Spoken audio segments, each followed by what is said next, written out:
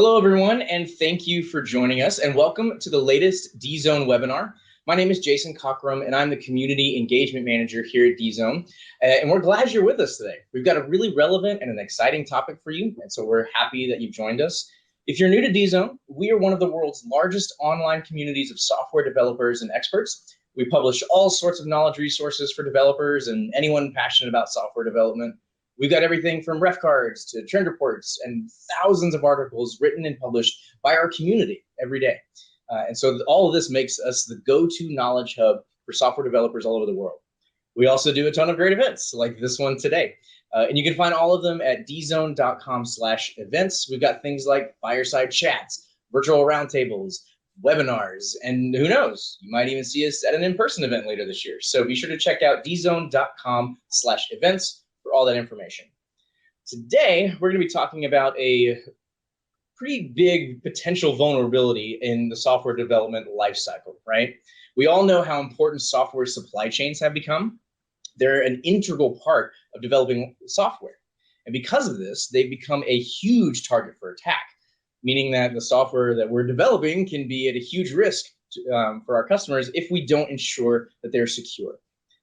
So today, we're going to talk about that. A big part of our securing our supply chain is where we build it. And so building it on things like Azure can make it easier to manage and more scalable and more secure and things like that. So today we're just going to talk through some of the tools and best practices for securing that supply chain to help us build better, safer software.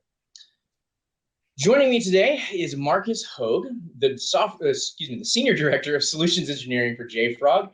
He's a tech industry veteran of more than 20 years of experience in leadership roles at Heap, Lacework, AppDynamics, BMC, and more. He's been around.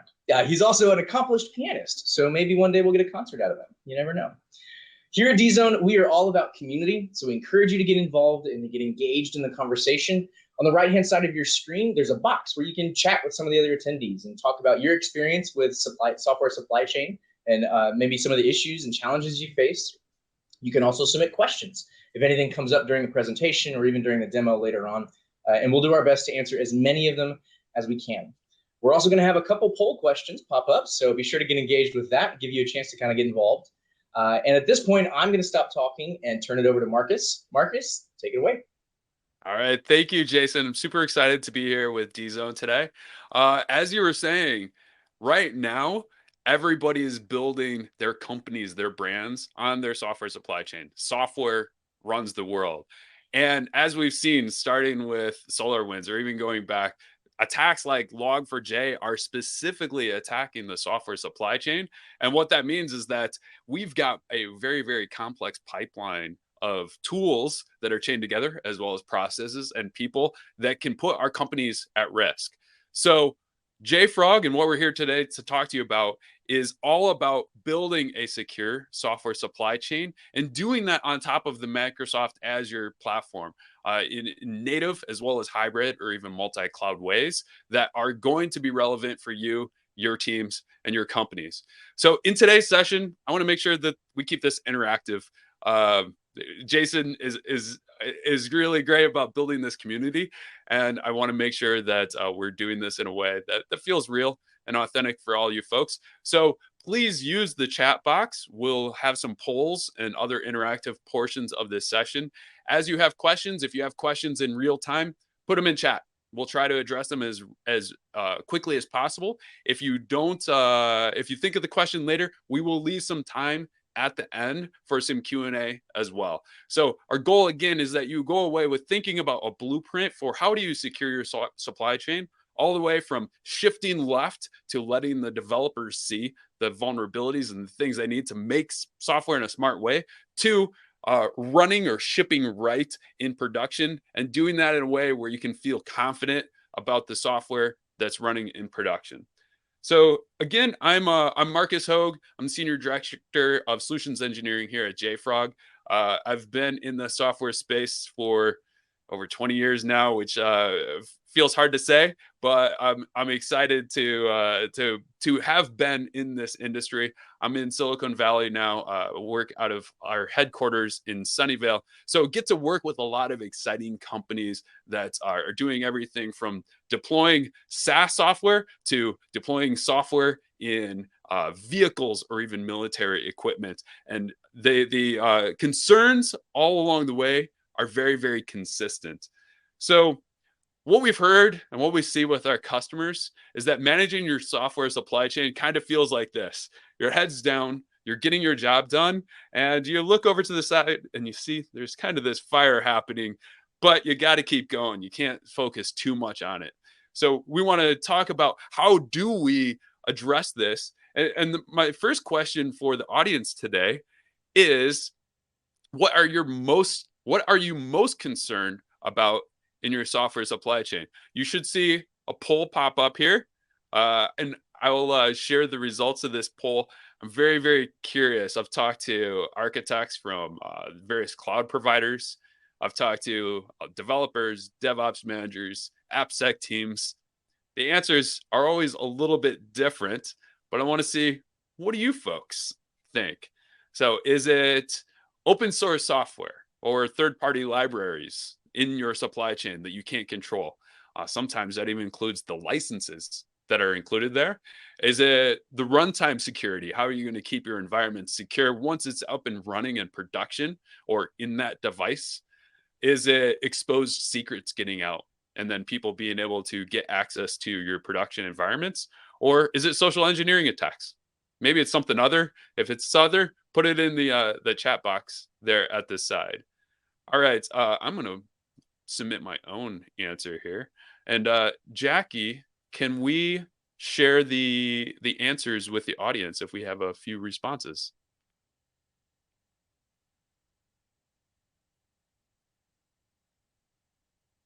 Let's see.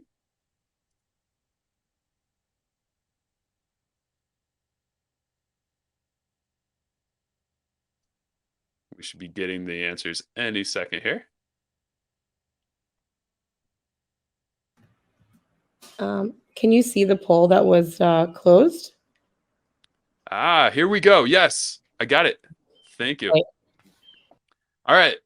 So 50% of you said that it was open source software, third-party libraries, 17% runtime security, 33% exposed secrets. That is very, very consistent with what I've been seeing. Not so much the social engineering attacks. Maybe that's a part of it, but unless you're Kevin Mitnick, that's probably not your go-to.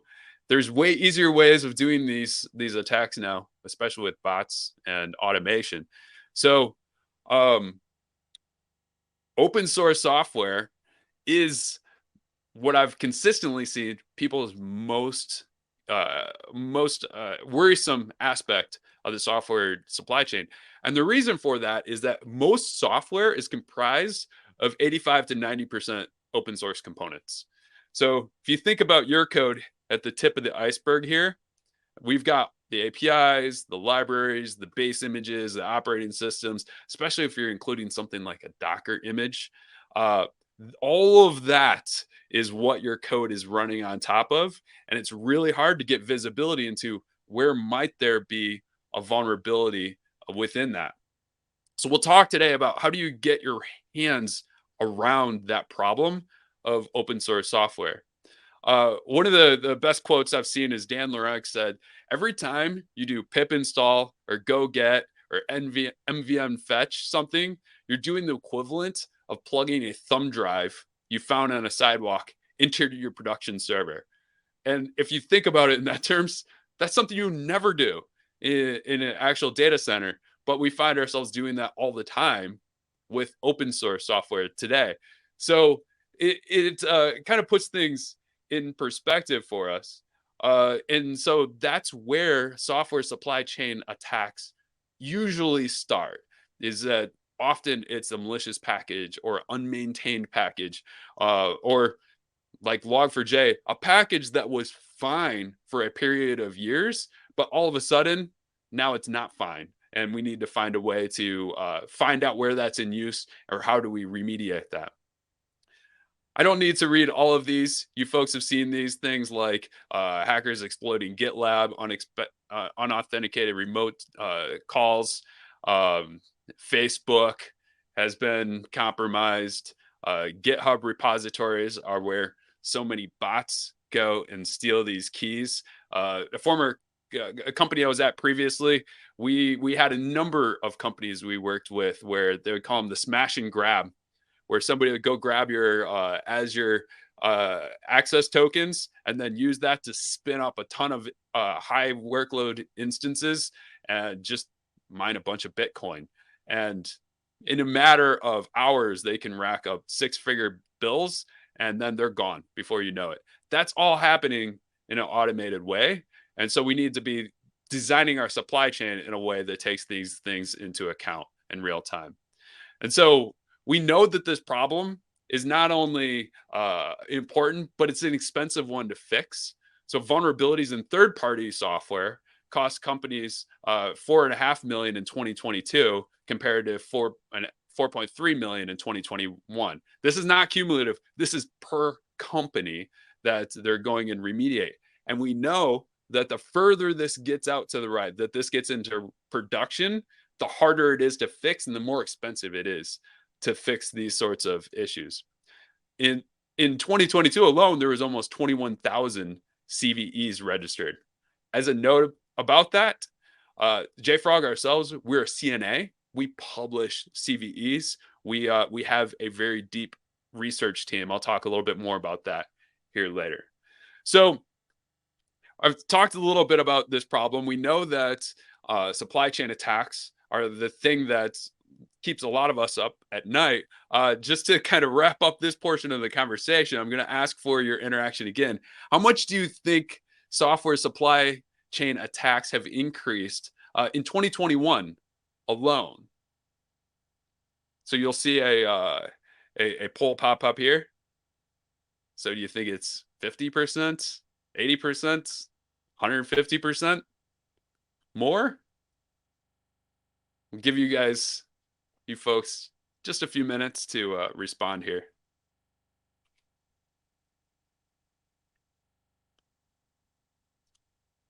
I'm going to submit what I think it is.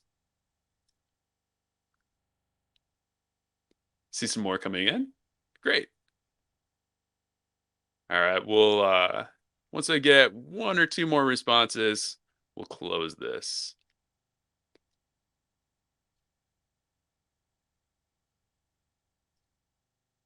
All right. Okay. Thank you, Jackie. So what the response was, nobody thought that it was 50 to 80%. You folks are right. We had about 45% of folks think that it's 150%, 55%, 56% actually, think that it's 300% or more. And I hate to be the bearer of bad news. It was twice that. So there was a 650% increase in software supply chain checks in 2021. And then in 2022, it went up yet another 40%. So there's this hockey stick effect happening with software supply chain attacks. So I'm not just all about the bad news. I want to talk about how does JFrog approach this? How can you approach this with your companies and thinking about securing your supply chain? So the first thing that we do is we take an end-to-end unified platform. We take that thought that we need to start in the developer's IDE. We need to be providing a repository where people can go and get the packages, the NuGet packages that they're using today, or NPM or Maven, whatever they are using. We want to work with the tools that the developers are using and not ask them to do something unnatural or add more things to their process. We think that automation is a huge approach, is a huge accelerator for everybody. So we want to do as much automation as possible, make that possible through things like CLIs and pipelines, and not lock anybody into a single cloud. So while today we're talking about Azure, many of our companies, our customers want to take a multi-cloud or even a hybrid cloud approach. So in the hybrid approach, they've got perhaps some repositories that are self-hosted in their own data centers or in their private clouds, as well as they're extending that out to Azure and using parts of that native within Azure. And we can support that sort of architecture, of course. It needs to be scalable across all the organization, and it needs to be trusted and secure. Ultimately, if I'll just wrap this up, is that if we don't make a platform that can move securely at velocity, you folks know that it's going to be something that ultimately nobody's going to want to use. So where are the vulnerabilities and where do we focus on securing? If you look all the way to the left of the software supply chain, this is where we have the public repositories that are feeding into the developer. They're running the npm install whatever package. And then from there, they're creating their builds and publishing it, and it goes down the line with DevOps ultimately into production. So the areas for exploitation along the way are really, really high. There's threat actors all the way from injecting malicious packages to 0 days and being able to find those sooner rather than later. If we're not finding the 0 days, somebody else is. Exploiting known CVEs to stealing secrets, abusing misconfigured services. I know this is not an AWS talk, but I know that people are probably familiar with what happens to companies when they've got an open S3 bucket, for example.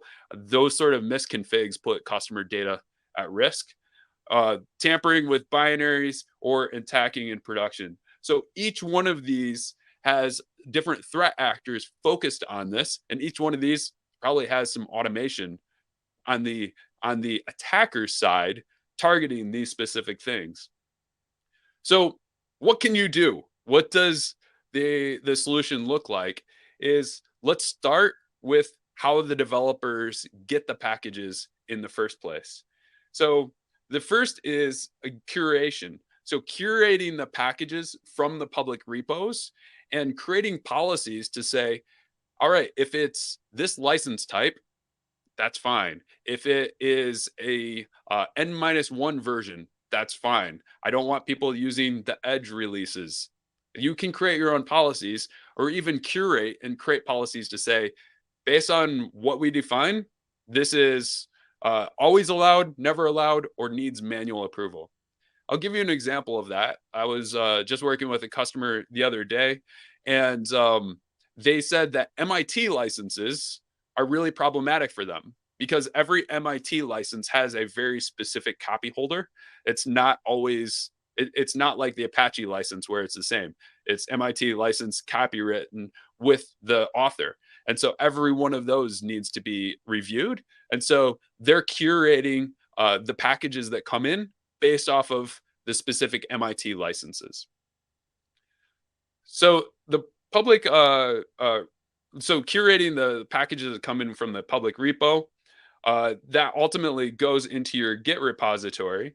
And then we provide capabilities along the way to be able to manage this as it goes into build.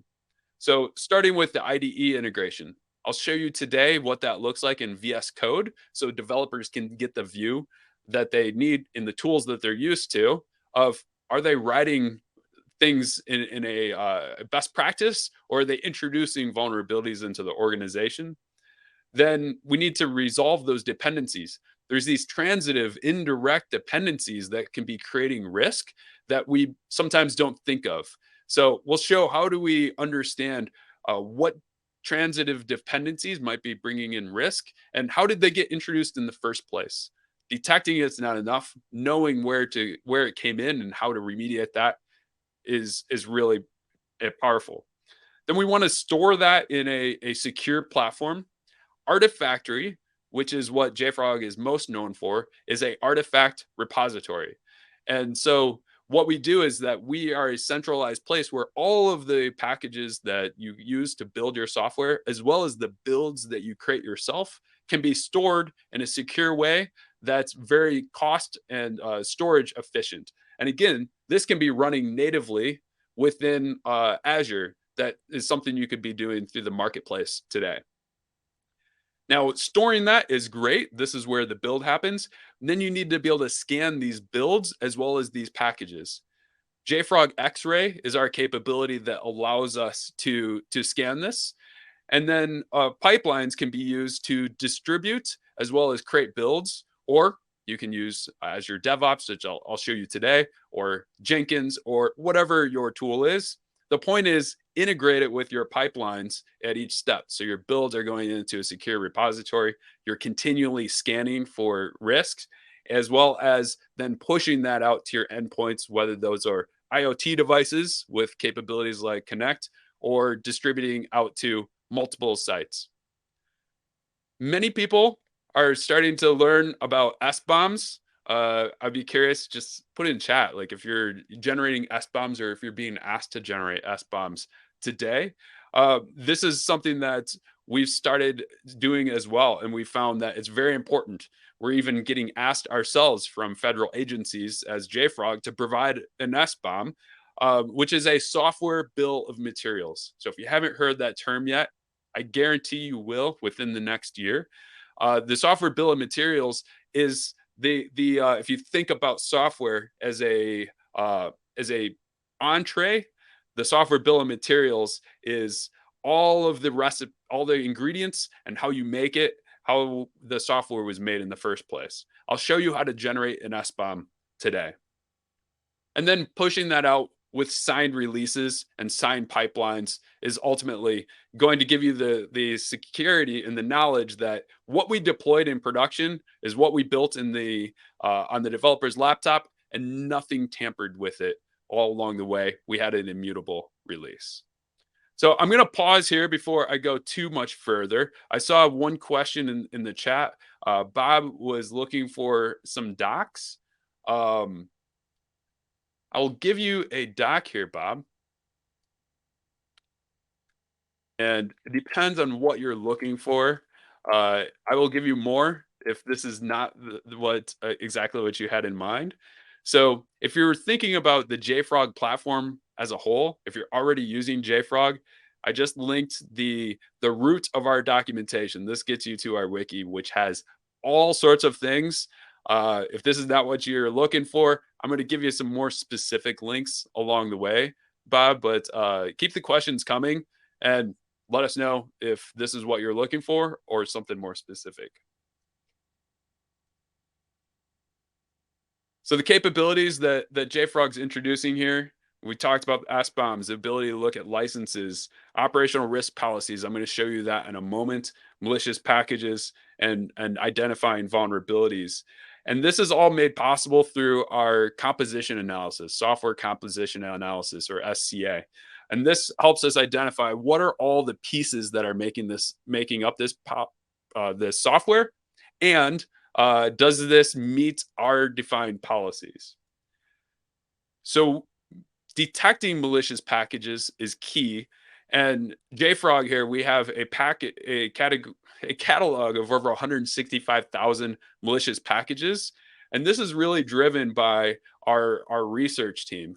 I'll share in the chat here a couple interesting examples of the type of research that we're doing. So the first is, both of these examples are related to NuGet. So the first is the Impala malicious NuGet package stealer.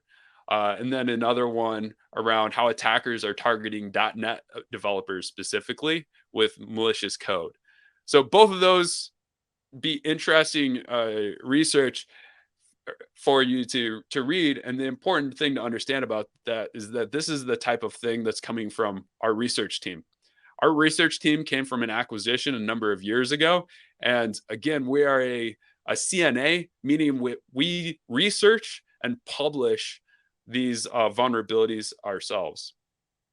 So what does the advanced security do on top of everything we were talking about with SCA? One, it provides contextual analysis. So contextual analysis helps you understand where is this applicable? Is this service even running? Secrets detection, which quite a few of you mentioned was a concern. and application library misuse or misconfiguration. And then ultimately things like IAC security analysis. Is this Terraform module that I've written, is this going to create concerns within, or is this going to create a misconfiguration running in production? So I'll share a link here to the to our research team. One of the great things about our research team here at JFrog is that, one, we've done all of this analysis. We're also publishing and sharing tools back with the community, but we will also take research requests. So if you're in the JFrog interface and you say, hey, I want the research done on this package, nobody knows anything about it, but I suspect something is amiss here, you can submit the feedback request directly within the package, the platform itself. And the reason that we think that this sort of analysis is important is, if you look at NVD, for example, to the National Vulnerability Database, just looking at the criticality of the CVE does not give you enough information as far as where do you go fix something or what should you prioritize first. That can lead to a lot of wasted effort and wasted development time, which we know that you don't have. So what we've done is we really looked at applicability of these vulnerabilities, and we found things like, it turns out that 78% of reported common CVEs and Docker Hub images aren't even exploitable. Well, why is that? Part of it is that the tokens have been aren't even active anymore. As well as secrets detection, we use Yara, which is a common pattern definition. We have over 250 Yara patterns, and we're continually releasing more. And the goal here is to eliminate false positives. We don't want to tell you that something is vulnerable if that service isn't even running, for example.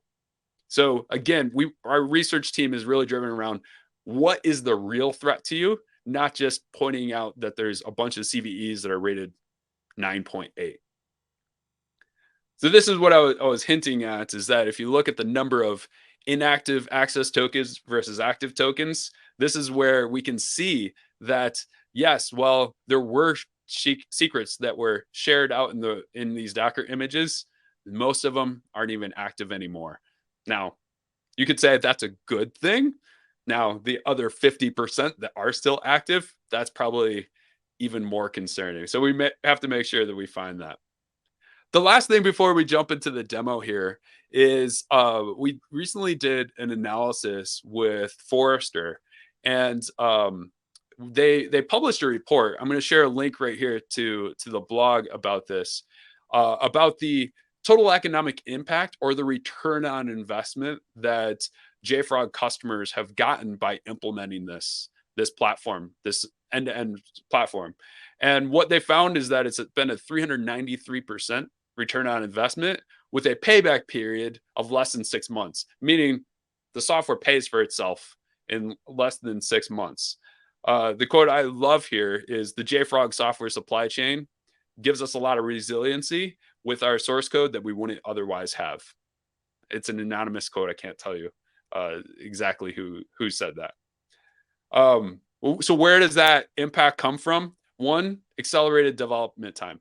If we can make your builds faster because your build systems aren't having to go fetch remote repositories, instead we keep them cached local to where your build systems are, we can speed up your build times and make it that much more productive for your developers.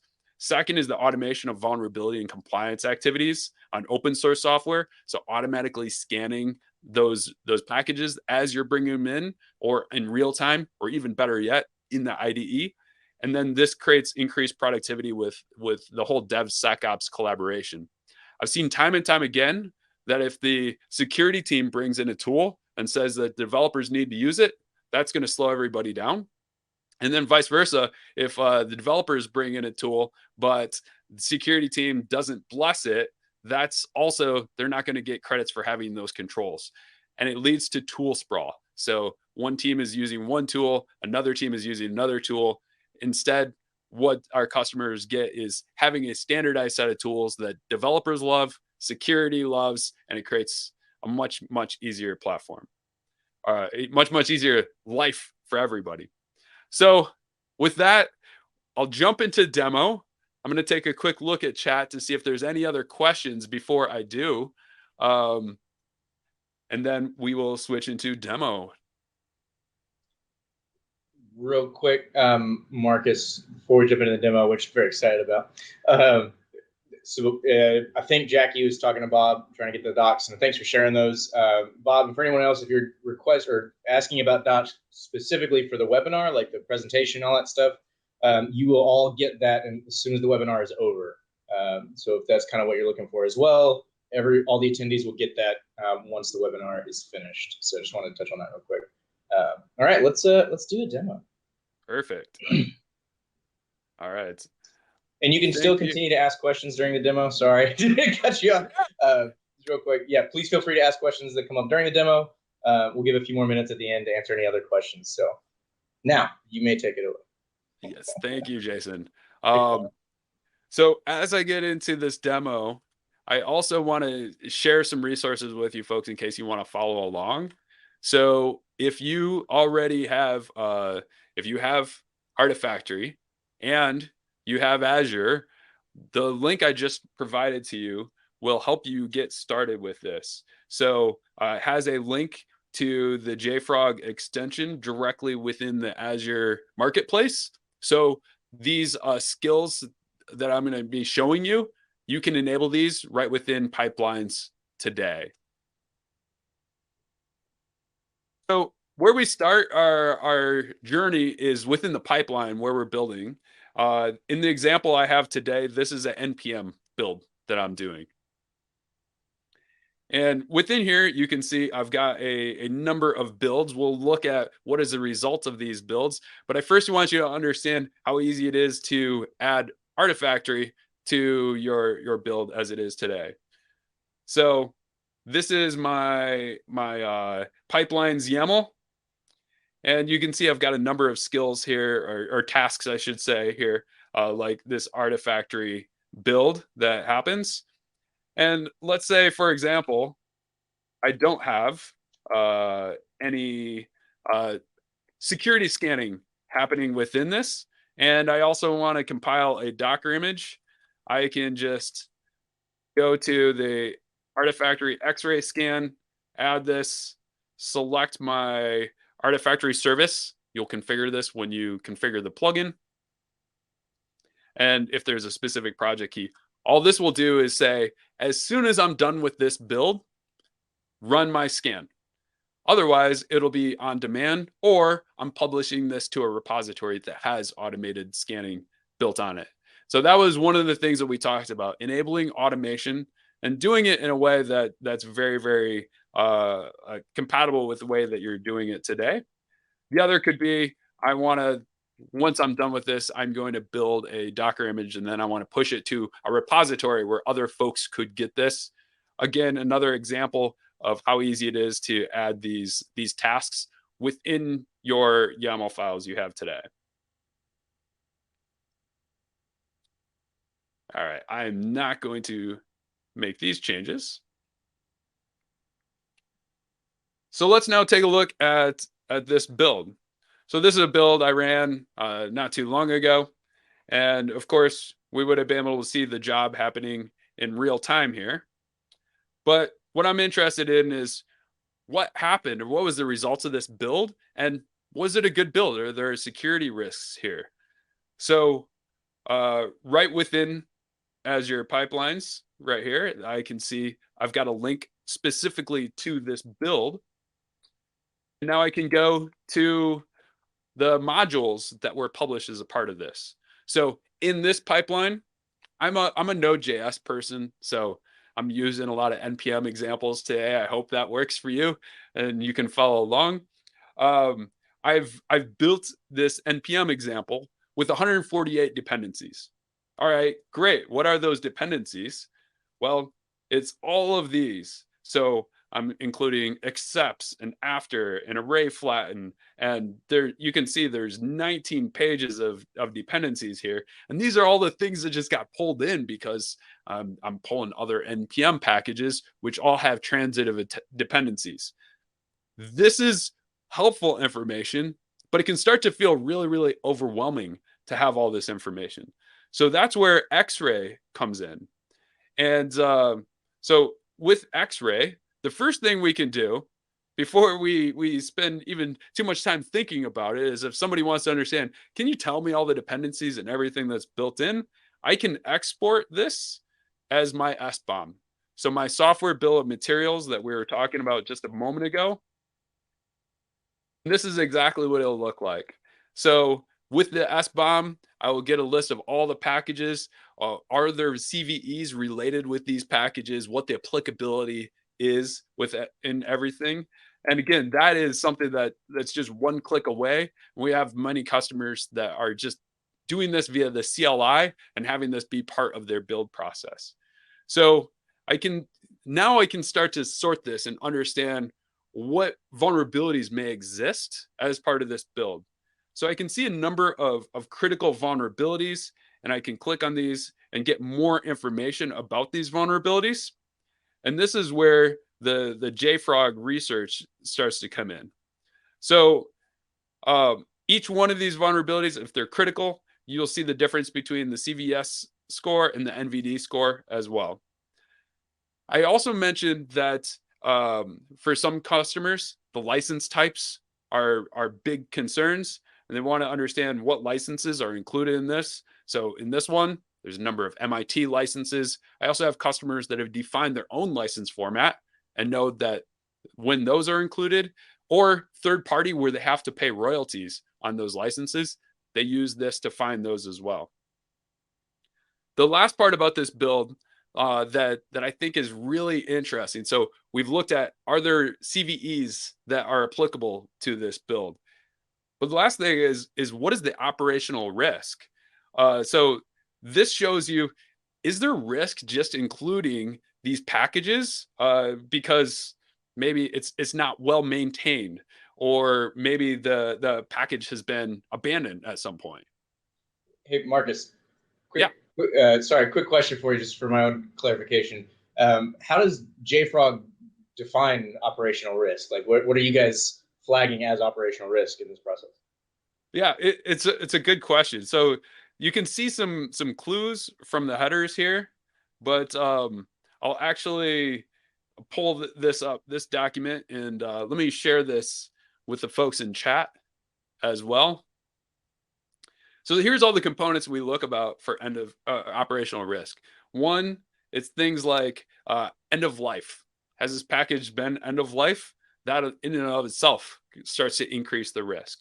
The version age. So how old is this specific version that you're using? The number of new versions since then. So how many releases out of date is it? As well as the health of the OSS project.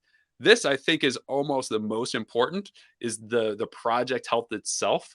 So what is the release cadence, the number of commits, number of committers? So if there's been 0 commits, 0 committers for 3 years on a package, and last release was in 2017, that's how we're thinking about the operational risk. It doesn't matter if there's a CVE or not. The risk of a 0-day being found in that package goes up a lot. Does that answer your question, Jason? Yeah. Thank you. That's actually really interesting. It's like having your own team of security analysts without having to pay extra for it. But I really like the health of the project. That's pretty fascinating, and it makes a lot of sense, right? Like if there's hasn't been any recent commits or anything, like you don't really want to use that project, right? Exactly. So it's about putting yourself in both the shoes of the developer as well as somebody with a community-minded nature, and the security team themselves, that AppSec person. Right, and it's nice too because it's helpful that you can another level of verification you can provide to your customers and show them like, hey, this has all been scanned, like this has all been analyzed, like our pipeline is secure, and you can prove that if you need to your customers. So that's really cool. Exactly. So what have we done so far? One, we took a look at a pipeline and we looked at the build that came out of that. We looked at how we could add things like the security scanning as part of that build, or other actions like pushing to a Docker repository.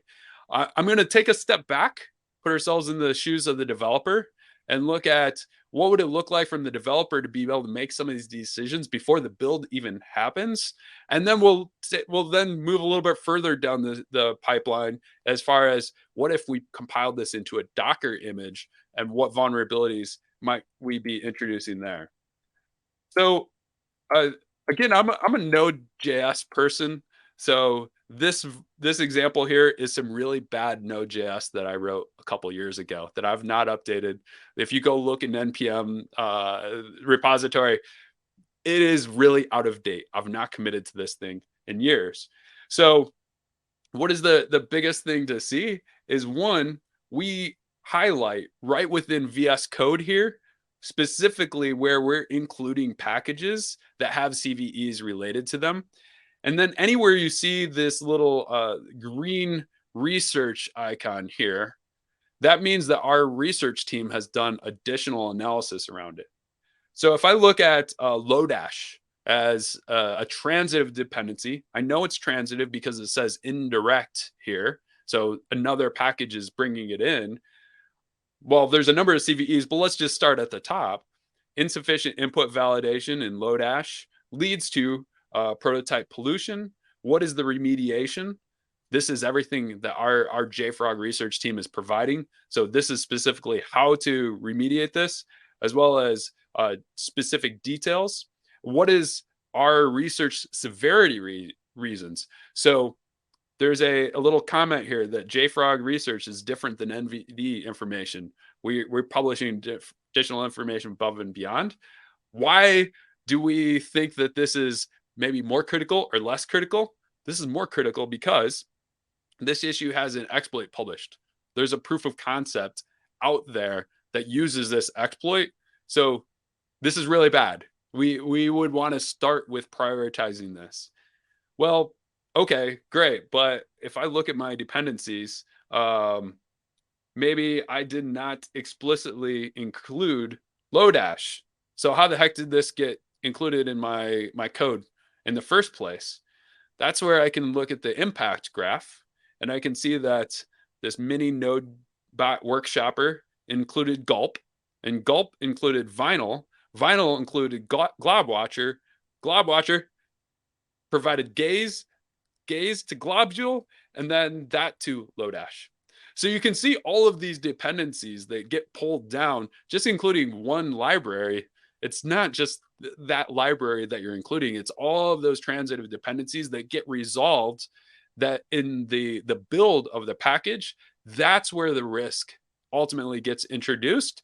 And if we can show this to developers in VS Code as they're developing in real time, the chances are they're not going to either include this version or include this library. They'll look for alternatives, and we provide the research right here as far as how could they remediate this right within their own code. Here's some copy paste code. Now you have the ability to fix it yourself, Mr. or Miss Developer. And this is one less thing that gets flagged when we get promoting to production. So I mentioned that I was going to skip ahead a little bit. Now, let's say I built this NPM package and I'm going to deploy this to production. As part of that build, I build this into a Docker image. Well, that Docker image, base images often will have additional things in them that I might be concerned about. So first, we can look at the policy violations and see where we've already violated policy. This could be CVE criticality violations. These could be license violations, or we could look at other security issues. So I was talking before about how do I know if this is even applicable, or where do I start? This is one of the best things about the JFrog platform, and what our research team provides is applicability. Stumbled over that word. Applicability of these vulnerabilities. So where would I start? I would start here. with the ones that are most applicable. There are some 9.8s that are included as well. They're not applicable. Maybe the service isn't running. I don't need to waste time on fixing this Docker image on things that aren't applicable because the service isn't running or the library is not called. The other things when it gets into things like Docker images that are really important are finding things like secrets. These often get leaked within especially container images themselves. So where do I go and fix that? I can tell you exactly where it's being included and how to go change this. And the last could be things like services, misconfigured services. I've seen this time and time again with things like MongoDB, where the service is up and it's running, but now all of a sudden it's not using the right cipher, or it has no default authentication. So we need to apply those things. So I've talked now all the way from pipelines to the Docker image that may be running in production. I want to share a little bit now about how we could start connecting all of this end to end. So especially if you're an Azure customer, you're here today, you're probably using Azure. One of the things that a lot of customers want to know is that, okay, if I'm using the JFrog platform and I've got my own environment, how do I make sure that nobody can see my software as I'm deploying it end to end? I need to make sure that it's immutable. This is one of the things we can do, is that we have the ability to set up private links between your own instance and JFrog itself. So we support all of the clouds natively. So Azure, for example, we let you select what region. So maybe it's US East, and that creates a private link that nobody will be able to intercept or even observe the traffic as it's flowing. Wow, Marcus, sorry, one other question too. This is fascinating. It's almost like having, Chat GPT on steroids, right? Instead of creating your code, it's analyzing it, fixing it, and providing you the resources in real time. You don't even have to ask it. Like it's kind of where we're headed, right? Right. So like if I wanted to try this, right, is there a way I can kind of try it in my environment, test it out, see if it's working, and kind of proof of concept thing, and then share it with my superiors, kind of show them, hey, this is what we need? Yeah, there's a couple ways. So I'm going to share a couple links here in chat. The first is you can start a free trial right here on Azure, and this will help you get going. You'll have access to the entire platform for a number of weeks. We have package support for over 30 different types of packages. If you don't see it, we've got generic support for different repositories. Again, what does that mean for you? Is that the tools that you're using can speak natively with our repositories. If you're running Docker pull, you can point it directly against Artifactory. If you're running Chocolatey, you can point it directly against Artifactory. So that would be one way to get going. Another way to get going is if you are an Azure customer and you want to learn more through the marketplace, here's a link to getting started directly on the Azure marketplace on this page, as well as a lot more information on how to scale your platform with Azure. So it talks about everything from Azure Resource Manager. How can you use ARM to even deploy JFrog itself, the VS Code integration I showed you today, AKS, if you want to store your Helm charts within JFrog, that's something you can do easily. More information to DevOps, the pipelines we talked about, and of course, Azure Active Directory. Many of our customers use Active Directory as their single sign-on with JFrog. So we take a very integrated approach, and we, again, want to make sure the technologies that you're using with Microsoft, Azure, or even other cloud providers, we support those natively. We make the integration as easy as possible, and we want to make sure that the documentation is all there for you as well. So whatever your configuration is, cloud, hybrid, multi-cloud, you'll find a way to get to your desired state there. So I think that's a good segue, Jason, to opening up for any final questions that folks may have on chat. We could take them via chat in the Q&A, or I don't know if there's private messages maybe you got in as well, Jason. Yeah. I haven't gotten any at this time, but I actually did have one kind of further question again for myself. Is like, you talked about whatever environment you're on, right? Cloud, hybrid, multi-cloud, blah, blah, blah. Like, what would the process look like, or how, seamless or difficult it would be to switch environments? Like if I'm moving environments, or if I'm adding a new environment, like what's that process like? Is it negligible? I mean, what would that look like? Yeah, so from a work perspective, it's minimal work. So you turn on federation, let the replication happen, and it's just a matter of time and speed for how big of links you have to how long before all the data is there. Now, we've had customers that maybe they have had JFrog Artifactory for a long time. We started as an open source project, so there's lots of companies that have been using us in servers, started in a server underneath somebody's desk to now it's sitting in a data center. They're at now terabytes or even petabytes of data. If you want to migrate something like that, we do have professional services packages and a PS team that has a lot of experience in moving that over, because we have to think about availability to the developers and the pipelines themselves. So if we need to manage a cutover, we have our PS team that could work with folks on those sorts of cutovers. Short answer is turn on replication. If you want a little bit more complex, a consultative approach, our professional services team would work with you on that. Cool. Well, thanks.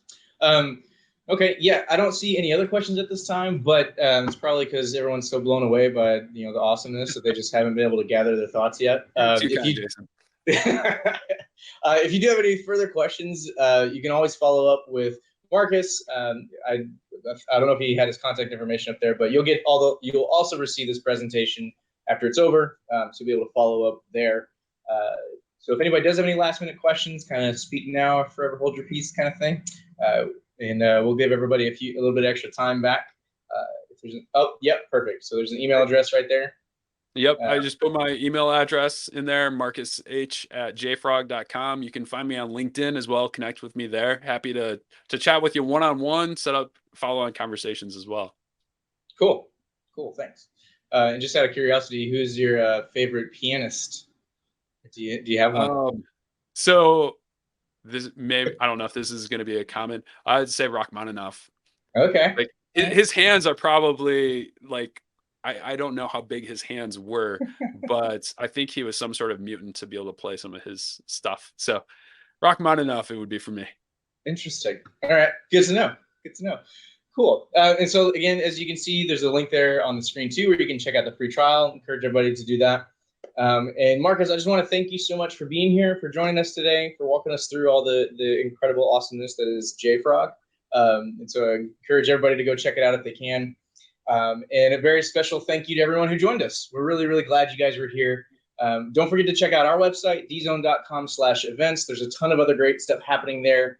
Like I said earlier, we've got things like fireside chats and virtual roundtables and all kinds of upcoming events, webinars, live webinars, on-demand webinars, all kinds of good stuff. And again, let us know if there's an in-person event that you want us to come out to. You might be able to see us there later this year. Other than that, we really, really appreciate you guys joining us. So glad you can make it. Have a wonderful rest of your week, and we will see you guys next time. Thank you so much. Thanks, folks.